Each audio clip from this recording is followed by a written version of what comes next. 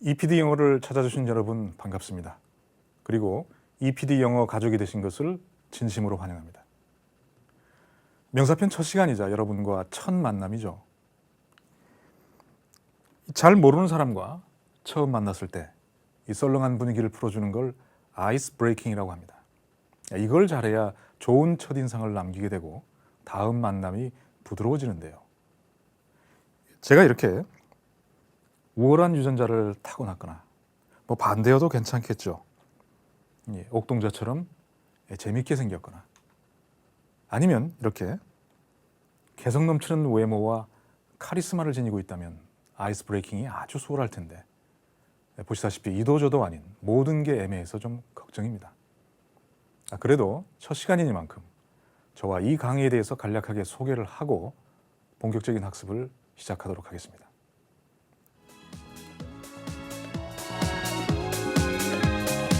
KTP 인순이 조PD Let's Party 인생 끝날 때까지 인순이와 함께 부른 친구여로 유명한 힙합 가수 조PD죠. 그런데 조PD란 이름은 직업이 PD여서가 아니고 예명으로 붙인 이름입니다. 하지만 저는 방송사 PD가 맞습니다. EBS에서 오랫동안 드라마와 다큐멘터리를 제작해왔고 지금도 PD로 일하고 있습니다. 그런 프로그램이나 제작하지 생뚱맞게 갑자기 웬 영문법 강의냐 궁금해하는 분들이 많을 텐데요. 그 사연에 대해서 말씀드리자면 좀 깁니다. 그래서 따로 제작된 인트로편에 자세히 담아 놓았으니까 참고하기 바라고요. 다만 한 가지 분명히 말씀드리고 싶은 점은 심심해서 할 일이 없어서 이 자리에 선 것은 아니란 사실입니다. 더구나 대한민국에서 가장 공신력 있는 방송사 EBS에서 PD란 타이틀을 걸고 이 강의를 시작했을 때는 뭔가 something 스페셜한 면이 있지 않을까 기대하셔도 좋습니다. 그럼 EPD 영어는 뭐가 스페셜한 걸까요? EPD 영어는 이유가 있는 문법 강의를 지향합니다. 문법에는 이유가 없다. 그러니 무조건 외워라. 제가 옛날에 영어를 처음 배울 때 선생님들이 지겹도록 강조하신 말이고 아마 지금도 사정은 마찬가지일 겁니다. 그런데 그 말 잘못됐습니다. 자, 문법에는 두 가지 영역이 있습니다. 첫째, 규칙의 영역, 그리고 관습의 영역. 이 관습의 영역은 생활 속에서 저절로 생긴 것이기 때문에 그 이유가 불분명하죠. 하지만 규칙의 영역은 다릅니다. 문법학자들이 인위적으로 규칙을 정한 것이기 때문에 이유가 분명히 존재하죠. 이 두 영역의 비율이 7대 3입니다. 다시 말해 영문법의 70%는 분명한 이유가 존재한다는 얘기입니다. 그런데 이유가 없다니요. 이유가 없는 게 아니라 그 이유를 잘 모르는 것이겠죠. 자, 예를 하나 들어볼까요? 이 정관사를 공부해 본 분들에게는 아주 익숙한 공식이죠. 타동사, 목적어, 전치사, 정관사 더 신체의 일부. 자, 예를 들어서 나는 그녀의 팔을 잡았다.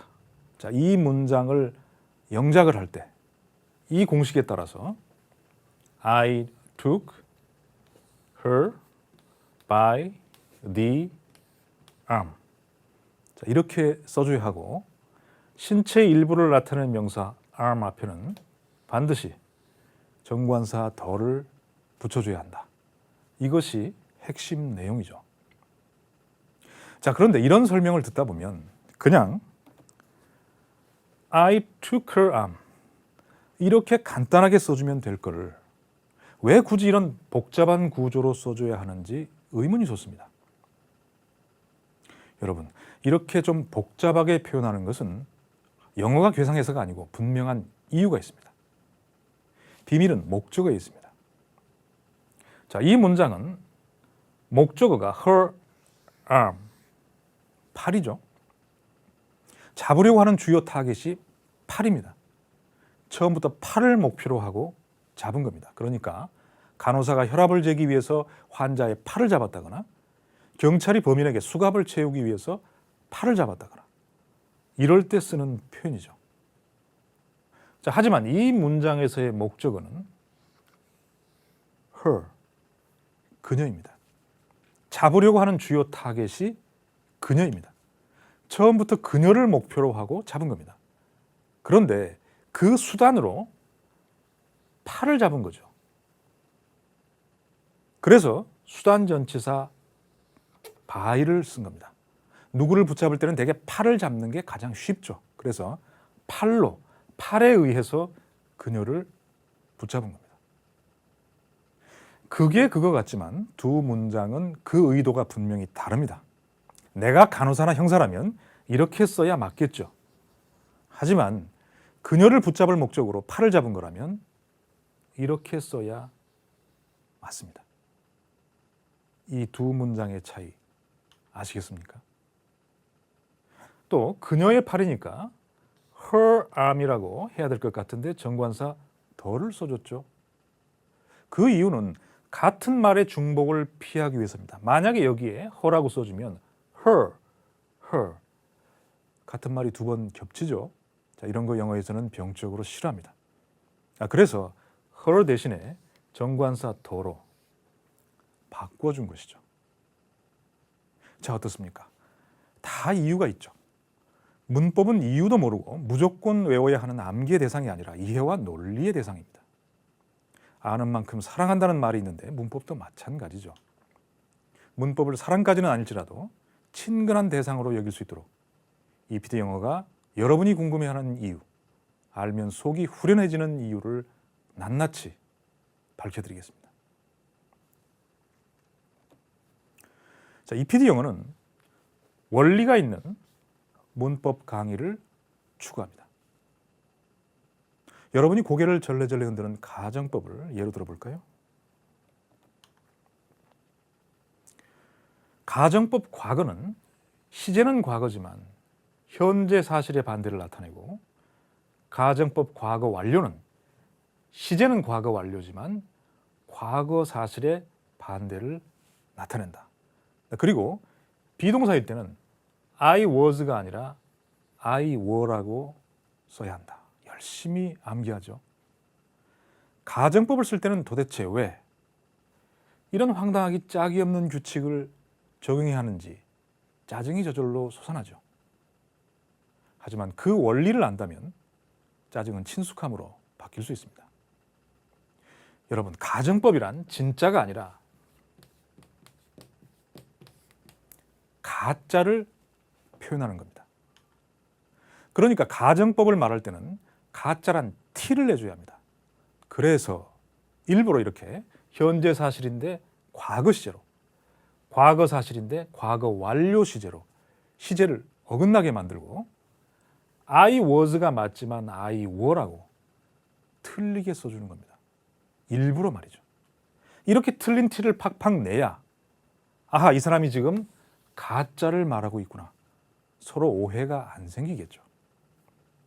또 현재를 만든 원인은 과거에 있고 과거를 만든 원인은 과거 완료에 있겠죠. 그래서 시제를 하나씩 뒤로 물려준 겁니다. 그런데 영어에만 이렇게 괴상한 가정법이 있는 걸까요? 동요 한 곡 듣고 이야기 계속하겠습니다. 텔레비전에 내가 나왔으면 정말 좋겠네, 정말 좋겠네. 춤추고 자, 어렸을 때 많이 불렀던 노래죠. 텔레비전에 내가 나왔으면이라는 제목의 동요입니다. 자, 이 노래는 현재의 소망을 표현하고 있는데 시제는 엉뚱하게도 과거형을 써줬습니다. 자, 그렇습니다. 이것도 엄연한 가정법입니다. 이처럼 가정법은 영어에만 있는 게 아니라 우리말에도 엄연히 존재하고 있습니다. 그리고 그 원리는 똑같습니다. 이 정상적인 시제와 어긋나게 만들어서 가짜를 말하고 있다는 티를 내주는 거예요. 문법은 우리를 괴롭히기 위해 있는 게 아니라 우리를 도와주기 위해 있는 겁니다. 그 원리를 제대로 파악한다면 문법보다 더 훌륭한 길잡이는 없습니다. EPD 영어는 아무리 어려운 개념도 쉽게 이해할 수 있도록 원리 중심 강의를 철저하게 실현해 나갈 것입니다. 자, EPD 영어는 애정남 문법 강의를 지향합니다. 자, 애정남이란 자, 애매한 것을 확실히 정해주는 남자의 줄임말이죠. 자, 기존 문법 체계는 여러분을 헷갈리게 만드는 애매한 내용들이 수두룩하죠. 자, 예를 하나 들자면, 자, 복수가 되면 뜻이 달라지는 명사로 이런 것들을 소개하고 있는데 많이 본 내용이죠.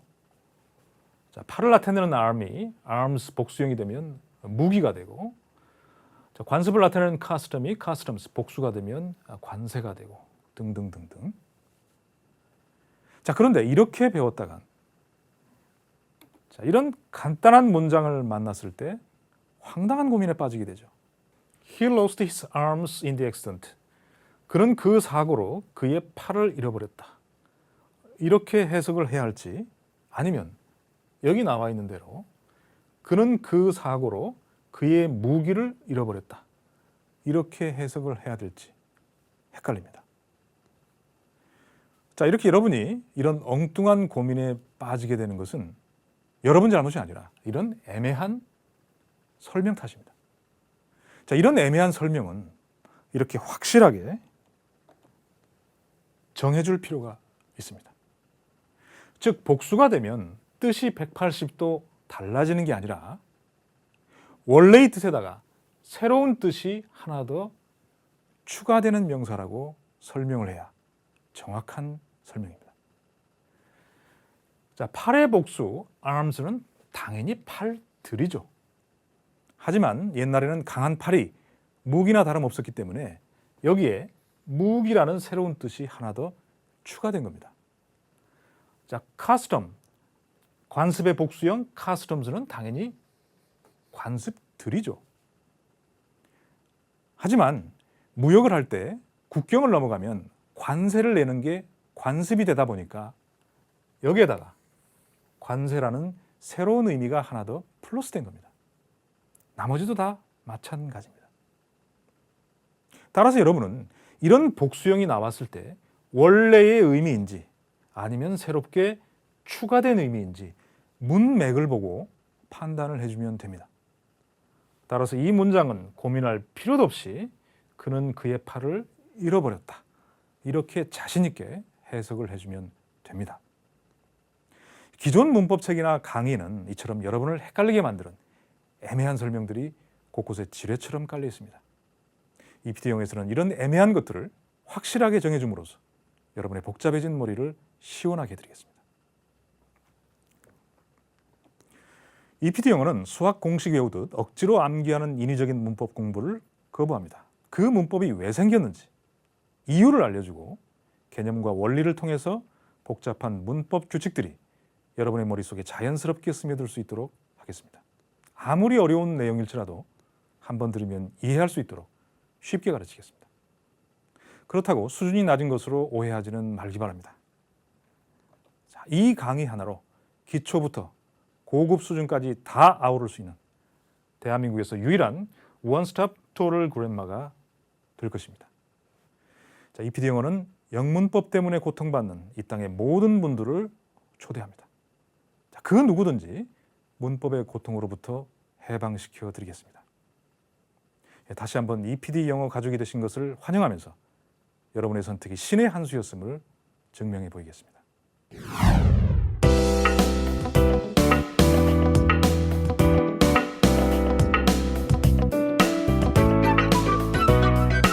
차원이 다르다. EPD 영어. 여러분과 함께 문법 여행을 본격적으로 떠나기 전에 우리가 가야 할 목적지들을 살펴보는 게 순서겠죠. 문법 여행의 여정은 크게 두 파트로 나뉩니다. 자, 하나는 명사 파트, 하나는 동사 파트. 자, 명사 파트는 모두 7개 챕터로 구성이 되어 있는데요. 명사의 종류와 용법, 그리고 명사의 수성격은 명사에 관한 내용입니다. 그리고 이 나머지 5개 챕터는 명사는 아니지만 명사와 밀접한 관련을 맺고 있는 다른 품사들에 관한 것들입니다. 자, 볼까요? 자, 관사, 명사의 앞에만 붙는 품사죠. 대명사, 명사의 대신면입니다. 관계대명사, 대명사와 형용사의 칼을 겸하는 아주 독특한 대명사죠. 형용사, 명사를 수식하기 위해서 이 땅에 태어난 품사죠. 비교, 형용사의 비교를 말합니다. 자, 이렇게 7챕터를 정리를 하면 명사 파트에 대한 정리가 마무리됩니다. 자, 동사 파트는 동사의 종류와 용법, 동사에만 있는 시제, 그리고 동사의 의미를 보조해주는 조동사, 수동태, 가짜를 말하는 가정법, 그리고 동사인 듯 동사가 아닌 준동사 삼형제를 정리하면 동사 파트에 대한 요정도 마무리가 됩니다. 자, 여기에다가 일치와 화법, 부사, 전치사, 접속사, 특수구문을 추가하면 우리가 꼭 가봐야 할 문법 나라 여행은 완료됩니다. 자, 그렇다면 영문법을 이렇게 두 가지 파트로 나누는 이유는 뭘까요? 자, 그 이유를 말씀드리기 전에 재미있는 이야기 하나 해드리겠습니다. 미국에 이민을 간 한국인 아저씨가 엘리베이터를 탔는데 같이 탄 미국인 할머니의 가방이 이렇게 활짝 열려 있더랍니다. 그래서 그 할머니에게 가방이 열렸다고 친절하게 알려줬습니다. 그런데 잠시 후 엘리베이터에서 내리자마자 이 아저씨는 할머니의 신고를 받은 경찰에 쇠고랑을 차고 말았죠. 왜 그랬을까요? 영어가 서툴렀던 이 한국인 아저씨는 할머니의 가방을 가리키며 이렇게 말했기 때문입니다.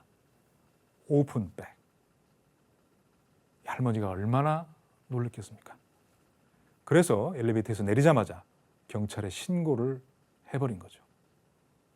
만약 이 한국인 아저씨가 이렇게 Your bag is open 이렇게 말했다면 감사의 인사를 받았을 텐데 말이죠.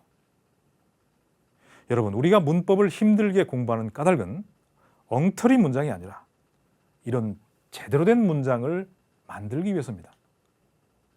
자, 그런데 영어의 모든 문장은 그것이 아무리 길건 짧건 이 5형식 가운데 하나에 속하게 됩니다. 이 5형식을 자세히 살펴볼까요? 주어, 명사만 될 수 있죠. 목적어, 역시 명사만 될 수 있습니다. 보어, 명사가 많이 쓰이죠. 따라서 영어 문장은 크게 보면 동사 그리고 명사와 관련된 것 두 가지로 나눌 수 있게 됩니다.